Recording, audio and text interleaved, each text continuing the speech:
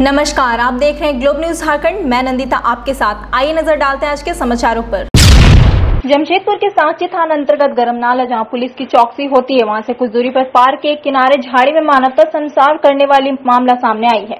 मामला शुक्रवार देर शाम का है, जहां गरमनाला के पास पार्क के एक किनारे झाड़ी में एक नवजात बच्चे के रोने की आवाज सुनकर स्थानीय लोगों ने इसकी सूचना पुलिस को दी।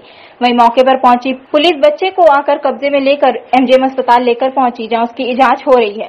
इधर बच्चा जिंदा अवस्था में सड़क किनारे में मिलने से पूरी क्षेत्र में सनसनी फैल गई है। वैसे बच्चा किसका है, कहां से आया, कोई जानकारी नहीं है। इसका अभी तक तो सूचना नहीं दिया। पहले तो इनकी ट्रीटमेंट होना चाहिए था, उसके बाद। क्या नाम हुआ आपका? मेरा नाम विनोद कुमार हुआ।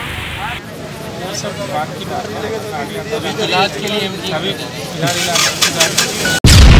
पोटका थाना क्षेत्र के पहाड़ भांगा के पिकनिक स्पॉट में नहाने आए परसुरी थाना क्षेत्र के रहने वाले युवक सुजन साहू की नहाने के दौरान डूबने से मौत हो गई। पोटका पुलिस लाश को अपने कब्जे में लेकर दोस्तों से पूछताछ कर रही है। दोस्तों का कहना है कि हम सभी 6 मित्र परसुरी स्थित अपने घरों से पहाड़ भांगा स्थित पूरा नदी में हम लोग नहाने ही आए थे, और नहाने के क्रम में ही हम सब तटीय भाग में नहा रहे थे, जबकि सुरेंद्र साहू थोड़ा गहराई में गए, उनकी मृत्यु। आदितपुर नगर निगम क्षेत्र के वार्ड 21 की जनता पिछले 5 दिनों से पानी की समस्या से जूझ रहे हैं।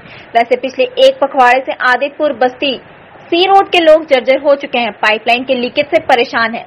हालांकि विभाग द्वारा काम चलाओ मरम्मत कराया गया था, लेकिन फिर से पाइपलाइन में खराबी आने के बाद क्षेत्र में पानी की सप्लाई बाधित हो गई, जहां बूंद बूंद पानी के लिए लोगों को काफी मशक्कत करना पड़ रहा है। वैसे इस संबंध में न तो विभाग के अधिकारी कुछ बोलना चाह रहे हैं, न ही स्थानीय पार्षद या निगम के अन्य अधिकारी। कुल मिलाकर क्षेत्र की जनता बेहाल है। वैसे आदितपुर नगर निगम क्षेत्र में जोर शोर से पाइपलाइन बिछाने का काम चल रहा है, लेकिन यह योजना कब तक पूरी होगी यह बता पाना मुश्किल है। यहाँ से 2 के ला रहे हैं कि 1-2 पलट कर पानी दे रहे हैं, जुगाड़ कर रहे हैं।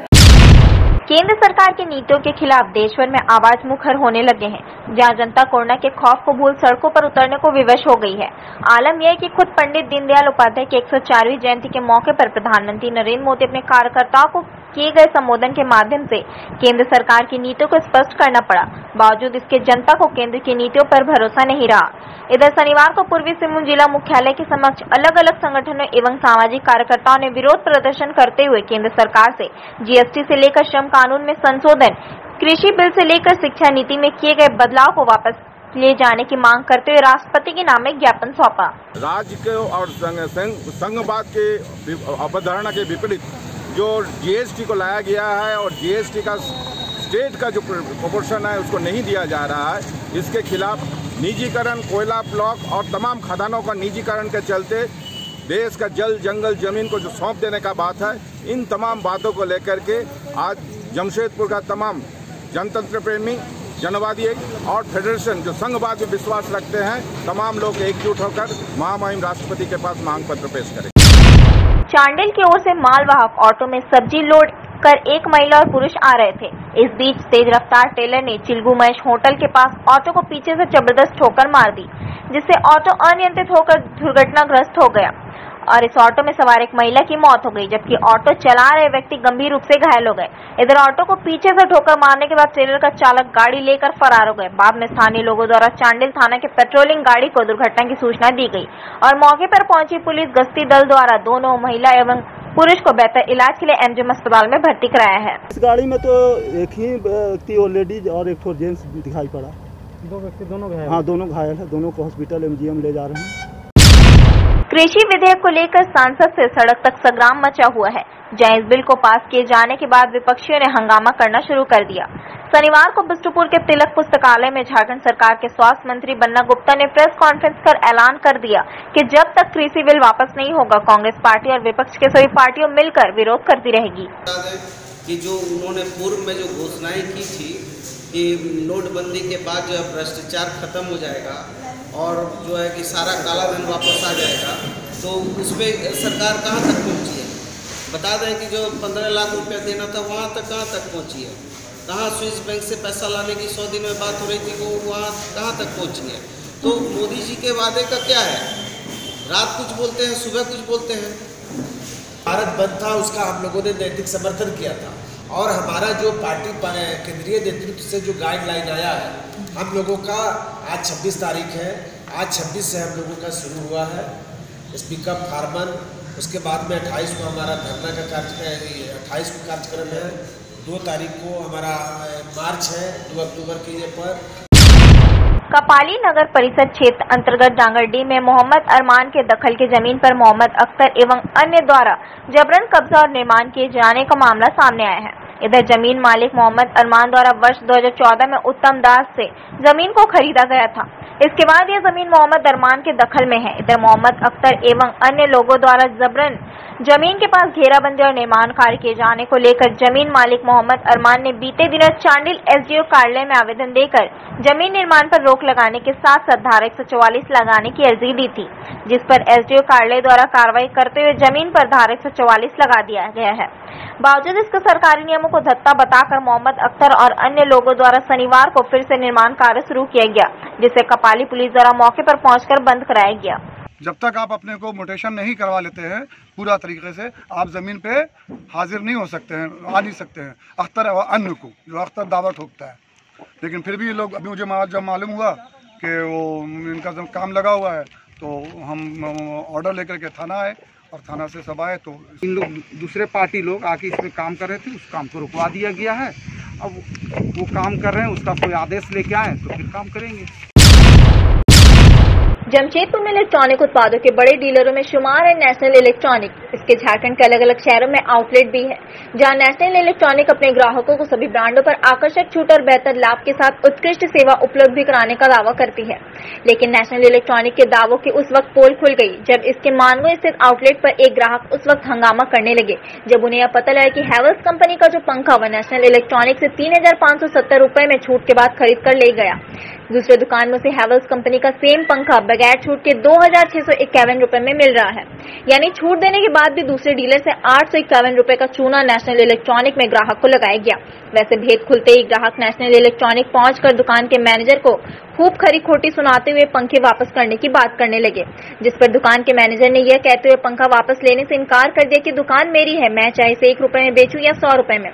ग्राहक बूझे मन से वापस लौट गए। वैसे ग्राहक ने इसकी शिकायत उपभोक्ता फोरम में किए जाने की बात कही। तो लूट रहा है ना, जब बोलने आए समझाने आए कि भाई ऐसा कर रहे हैं तो नहीं, हमारा दुकान है, जो मर्जी होकर रखेंगे। आप कौन होते हैं? कंज्यूमर फोरम में शिकायत करेंगे, डायरेक्ट कंज्यूमर फोरम में।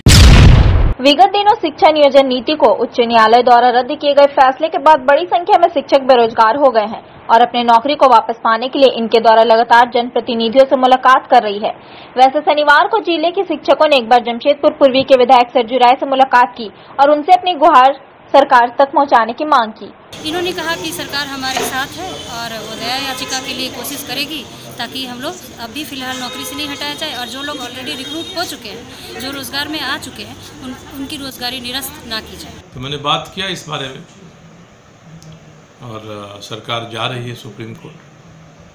सरकार सुप्रीम कोर्ट जाएगी और जब सुप्रीम कोर्ट जाएगी तो तब तक इनकी नौकरी खत्म नहीं होगी जब तक सुप्रीम कोर्ट का फैसला नहीं आता है। नाचो साई जनता कर्फ्यू का मामला एक नया मोड़ लेता जा रहा है। आज सैकड़ों की संख्या में महिला पुरुषों ने कोवाली थाना आकर फर्जी ग्राम प्रधान कृष्णा सरदार पर गांव में अशांति फैलाने का मामला दर्ज कराया। गांव वाले का कहना है कि हम लोग को कुछ लोगों द्वारा बंधक बनाकर रखा गया है। लीडिंग कंस्ट्रक्शन के मालिक संतोष कुमार सिंह का कहना है कि कुछ लोग रंगदारी की मांग कर रहे हैं, नहीं देने के कारण माइनिंग एरिया को डिस्टर्ब करने का प्रयास किया जा रहा है। ওয়াকে জানি রামকৃষ্ণকে প্রধান বলে আমরা জানি না, তো ওরা কি করছে চারো সাইড সরকার রোডে ঘেরাও করছে, ঘেরাও করে আমরাকে बैरात দিচ্ছে না, জল পানি আনতে দিচ্ছে না, बच्चा लोग उनको ट्यूशन जाते दिखे ना। ये दिक्कत यही है कि रामकृष्ण सरदार अपने आप को ग्राम प्रधान मान के बाहरी आदमी को बुला के गांव के आदमी पर अपना अटैक करवा रहा है। मेरा नाम पुरेन सरदार, मैं परम्परा ग्राम प्रधान बैठी और हमारे मानदेव मिल से रामकृष्ण ग्रामेर एक बाहर लोकगुलो आनी करी मैंने जनता कर्फ्यू बैठक रखी दिए छे। अवैध खनन नहीं है क्योंकि मैं पूरा पेपर कागजात मेरे पास है। माइनिंग अफसर और तत्कालीन एसडीओ साहब फोर्स दे करके मेरा काम चालू कराए थे। इन लोगों ने कुछ लोग जो बाहरी लोग हैं वो गांव में आ करके कुछ भोले भाले ग्रामीणों को लेकर के हुजूम बनाते हैं। रंगदारी, इन लोग का मकसद रंगदारी मांगना है। पोटका प्रखंड मुख्यालय में वृक्षारोपण किए गए पौधों को सुरक्षित रखने के लिए बांस और प्लास्टिक की जाली से घेराबंदी की जा रही है, ताकि पौधे जीवित रहकर एक बड़े वृक्ष का रूप ले, ताकि आने जाने वाले लोगों को छाया प्राप्त हो सके। साथ ही साथ पर्यावरण संतुलन को बनाए रखने में भी वृक्ष का बहुत बड़ा योगदान होता है। सरायकेला एसपी मोहम्मद अर्शी ने शनिवार को चौका के नक्सल प्रभावित राका, हैसा खोला, पालना गांव का भ्रमण किया तथा लोगों में पुलिस के प्रति विश्वास और सुरक्षा की भावना को लेकर राका गांव में सामुदायिक पुलिसिंग के ग्रामीणों से बात की तथा उनकी समस्याओं से अवगत हुए।